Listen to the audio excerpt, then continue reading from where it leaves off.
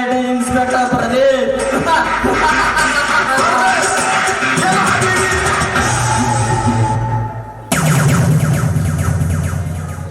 Nagaraj, bank manager ನನ್ನು ಕೊಲೆ ಮಾಡಿ ಬರುವಾಗ ನಿನ್ನ ಜೇಬಿನಲ್ಲಿದ್ದ ಪರ್ಸ್ ಹಾಗೂ ಫೋಟೋ ಅಡ್ರೆಸ್ ಸಮೇತ ಅಲ್ಲಿಯೇ ಬಿದ್ದಿತ್ತು.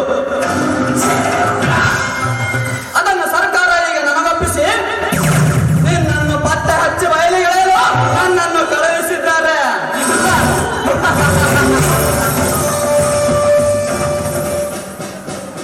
ನಿನ್ನಂಥ ಕೊಲೆಗಡಕ, ದರೋಡೆಕೋರ, ಕಂಕರಿ ನೋಟಿನ ಖದೀಮ ನಾಯಿಗಳು ತುಂಬಿರೋದರಿಂದ ನಮ್ಮ ಭಾರತ ದೇಶ ಬಡವಾಗಿ ಅಲಿಪ್ತ ರಾಷ್ಟ್ರಗಳಲ್ಲಿ ಹಿಂದೆ ಬಿದ್ದಿರುವ ಹಿಂದೂಸ್ತಾನವೆಂದು ಬೆರಳು ಮಾಡಿ ತೋರಿಸಿಕೊಳ್ಳುವಂತಾಗಿದೆ. ನಾಗರಾಜ್, ಅಗರ್ಭ ಶ್ರೀಮಂತನೆಂದು ಶಕ್ತಿನಿಂದ ಮೆರೆದಿರುವ ಮಗನೇ, ನಿನ್ನಂಥ ನಾಯಿಯನ್ನು ಹಿಡಿದು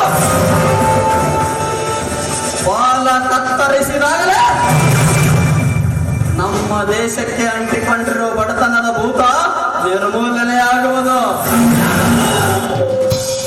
ಅಂದಾಗಲೇ ಮಾತ್ರ ಬಡವ ಶ್ರೀಮಂತರೆಲ್ಲ ಒಂದಾಗಿ ಮಾಡಿದಾಗ ಮಹಾತ್ಮ ಗಾಂಧೀಜಿಯವರು ಕಟ್ಟ ಬಯಸಿದ ಕನಸಿನ ರಾಮರಾಜ ನನಸಾಗುವುದು.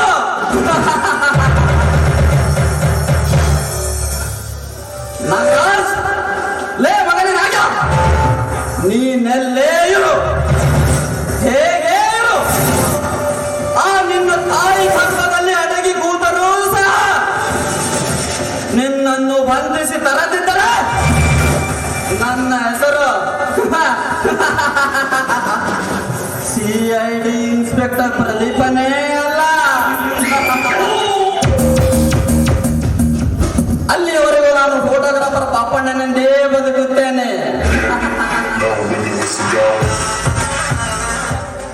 ಸುನಾಮಿ ಸುಂಟ್ರ ಗಾಳಿ ಎಲ್ಲ ಯಾವಾಗಲೂ ಒಂದ್ ಸಲನೇ ಬರೋದು ಕಣಲೆ. ಅದು ಬರುತ್ತೆ ಅಂದ್ರೆ ಒಂದು ಭಯ ಇರುತ್ತೆ.